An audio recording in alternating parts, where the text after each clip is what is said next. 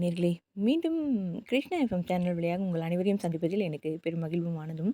இன்றும் கூட மகாபாரதத்திலேருந்து ஒரு அற்புதமான நிகழ்வு தான் உங்ககிட்ட சொல்ல போகிறேன். மகாபாரதம் கதையை படித்தவர்களுக்கு பெரும்பாலும் அது தெரிந்திருக்கும். இருந்தாலும் தெரியாதவர்களுக்காக இந்த நிகழ்வு உங்களிடம் நான் பகிரப் போகிறேன். ஆனால் இந்த நிகழ்வை பற்றி பெரும்பாலானவர்களுக்கு தெரியாது என்று தான் நானும் நினைக்கிறேன். ஆனால் இந்த நிகழ்வை நான் உங்களுக்கு சொல்லி முடித்த பிறகு இதை பற்றி நீங்கள் அறிந்திருந்தால் கண்டிப்பாக தெரியப்படுத்துங்கள். இந்த நிகழ்வின் மூலம் நீங்கள் என்ன உணர்ந்து கொண்டீர்கள் என்பதையும் மறக்காமல் நீங்கள் தங்களுடைய ம், கருத்துக்களை பதிவு செய்யுங்கள் அன்பு நேயர்களே. இதோ அந்த நிகழ்வுக்குள் செல்லலாமா? பாண்டு உயிர் பிரியும் தருணத்தில் மகன்கள் அனைவரையும் அருகே அழைத்து தான் இறந்தவுடன் தன் உடலை தகனம் செய்ய வேண்டாம் என்றும் மாறாக பீத்து தின்று விடும்படியும் அப்படி செய்தால் 3 காலமும் உணரும் ஆற்றல் கிடைக்கும் அப்படின்னும் சொல்லிட்டு பாண்டு உயிர் துறக்கிறாரு.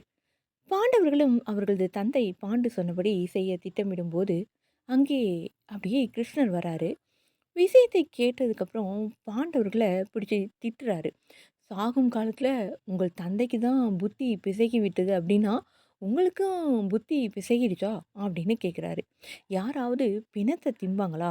அப்படின்னு கடுமையா கோபம் கொண்டு சொல்லிட்டு, "வாருங்கள் விறகு எடுத்து வந்து உங்கள் தந்தையை தகனம் செய்வோம்" என்று பாண்டவர்களை அழைத்து செல்கிறார் கிருஷ்ணர். மிருகங்கள் பாண்டுவின் உடலை இழுத்து சென்று விடாமல் இருக்க, சகாதேவனை அங்கே காவலுக்கு விட்டு செல்கிறார்கள். அவர்கள் அப்பால் போனவுடன் சகாதேவன் என்ன செய்றான் அப்படின்னா, தன் தந்தையின் இறுதி வாக்கை மீற அவனுக்கு மனசே இல்ல. அதனால அவரது சுண்டு விரலை மட்டும் உடைத்து தின்று விடுகிறான். இவங்க விறகு வெட்ட போயிருக்காங்க இல்லையா? விறகு எடுத்துட்டு வர போயிருக்காங்க இல்லையா? தகனம் செய்வதற்கு. அந்த கிடைத்த அந்த இடைவெளியில தனது தந்தையுடைய சுண்டு விரல உடைத்து தின்றுட்டான்.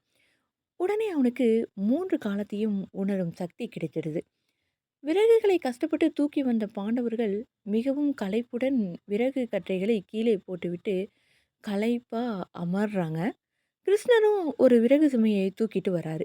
ஆனா விறகு கட்டு அவர் தலைக்கு அரை அடி மேலாக காற்றில் மிதந்து வருகிறது. அது மற்றவர்கள் கண்களுக்கு தெரியல. ஆனா சகாதேவனுக்கு மட்டும் அது தெரிஞ்சிருச்சு. கிருஷ்ணரும் மிக களைப்படைந்தவர் போல பாசாங்கு செஞ்சு "சப்பா" அப்படின்னு சொல்லி விறகை கீழே போட்டுட்டு அமர்ந்தாரு. அவர் அருகில் சென்ற சகாதேவன், "கண்ணா, எல்லோரும் விறகை சுமந்து வந்தார்கள். அவர்கள் களைப்பாவது நியாயம் இருக்கிறது. ஆனா, நீ விறகு சுமந்துட்டு வந்தியா? உன் விறகு கட்டு காற்றுல மிதந்து தானே வந்தது. நீ ஏன் களைத்தது போல அப்படியே நடிச்சிட்டு இருக்க?" அப்படின்னு சகாதேவன் கேட்குறான். உடனே கிருஷ்ணருக்கு விஷயம் விளங்கிடுச்சு. சகாதேவன தனியா அழைச்சிட்டு போய் யாருக்கும் தெரியக்கூடாது இல்லையா? அதனால தனியா கூட்டிட்டு போய் அவரு விவரம் கேட்குறாரு. "என்ன சகாதேவா பண்ணுன?" அப்படின்னு. சகாதேவன் தனது தந்தை பாண்டுவின் சுண்டு விரலை தின்றதை ஒப்புக்கொண்டான் கிருஷ்ணர்கிட்ட. எதிர்காலம் தேவ ரகசியம் அப்படின்னும், சகாதேவனுக்கு தெரிந்த எதிர்காலம் தொடர்பான விஷயங்களை எப்போதும் எவர்கிட்டயும் நீ உனக்கு தெரிஞ்சத சொல்லவே கூடாது. அதாவது உனக்கு எதிர்காலம் தெரியும் அப்படிங்கிறத நீ யார்கிட்டயும் சொல்லக்கூடாது அப்படின்னு கிருஷ்ணர் ஒரு உறுதிமொழி வாங்கிக்கிட்டாரு சகாதேவன் கிட்ட. சரி அப்படியே ஆகட்டும் அப்படின்னு சகாதேவனும் ஒத்துக்கிட்டு வரான். தனக்கு முக்காலமும் உணரும் ஜோதிட கலை ஆற்றல் தெரியும் அப்படிங்கிற கொஞ்சம் கர்வம் இருக்கும் இல்லையா? அந்த கர்வத்தில சகாதேவனுக்கு கொஞ்சம் ஆணவம் அதிகமாயிடுச்சு. துரியோதனன் பாண்டவர்களை அழிப்பதற்கு போருக்கான சிறந்த நாளை கணிச்சு சொல்லும்படி நிகழ்வு வருது இல்லையா? சகாதேவன் கிட்ட வராங்க. சகாதேவனும் நாளை அதாவது நாள் குறிச்சு குடுக்குறான். அந்த அளவிற்கு அவன் ஜோதிட கலையில உண்மையா இருந்தான். அதாவது நமக்கு நம்மள நோக்கி யார் வராங்களோ, அவங்களுக்கு நாம உண்மையா இருக்கணும் அப்படிங்கிறதுக்காக நல்ல நாளு குறிச்சு குடுக்குறான் சகாதேவன் துரியோதனனுக்கு. போரில் கர்ணன் இறக்கும் தருவாயில் தான் கர்ணன் தன் உடன் பிறந்தவன் அப்படிங்கிற ஒரு உண்மை அவனுக்கு தெரிய வந்துருச்சு. இதனால தனக்கு தெரிந்த 3 காலமும் உணரும் ஜோதிட கலையில இந்த உண்மையை தெரிந்து கொள்ள முடியலையே அப்படின்னு ஜோதிடத்துல நம்பிக்கையை இழக்கிறான் சகாதேவன். 18 நாள் நிகழ்ந்த குருச்சேத்திர போர் முடிவடைந்ததுக்கப்புறம் சகாதேவன் கிருஷ்ணனை பார்த்து, "கிருஷ்ணா, ஜோதிடம் அப்படிங்கிறதெல்லாம் பொய் தானே?" அப்படின்னு கேட்குறான் மெதுவா. அதற்கு கிருஷ்ணர், "ஜோதிடத்துல அனைத்தும் அறிந்த நீயே இப்படி சொல்லலாமா?" அப்படின்னு கேட்குறாரு பதில் கேள்வி. "ஜோதிடத்துல அனைவருடைய பிறப்பு ரகசியமும் என் கணிதத்துல நான் நல்லா தெரிஞ்சுக்கிட்டேன். ஆனா கர்ணன் என் உடன் பிறந்தவன் அப்படிங்கிற ரகசியம் மட்டும் என் ஜோதிட கணிதத்துல எனக்கு எப்படி தெரியாம போணுச்சு? அப்படின்னு கேட்குறான். அப்படின்னா ஜோதிடம் பொய் தானே கிருஷ்ணா? அப்படின்னு சகாதேவன் கேட்குறான். அனைத்தையும் நீ ஜோதிடத்துல தெரிஞ்சுக்கிட்ட அப்படின்னா, அப்புறம் நான் எதுக்கு? அப்படின்னு சிரிச்சுக்கிட்டே கிருஷ்ணர் கேட்டாராம். உடனே சகாதேவனோட அந்த கர்வமும் அடங்கிடுச்சு அப்படின்னு சொல்றாங்க.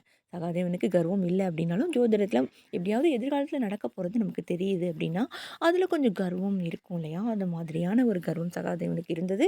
கிருஷ்ணருடைய இந்த கேள்வியினால, அதாவது எல்லாமே ஜோதிடத்தின் மூலம் நீ அறிஞ்சுக்கிட்ட அப்படின்னா, அ அப்புறம் நான் எதுக்கு? அப்படின்னு ஒரே ஒரு கேள்விய கேட்டோனே, அப்படியே சகாதேவன் அப்படியே பணிஞ்சு போயிட்டான் அப்படிங்கிறது இந்த நிகழ்வு வந்துட்டு ஸ் உணர்த்துற ஒரு அற்புதமான மகாபாரத நிகழ்வு.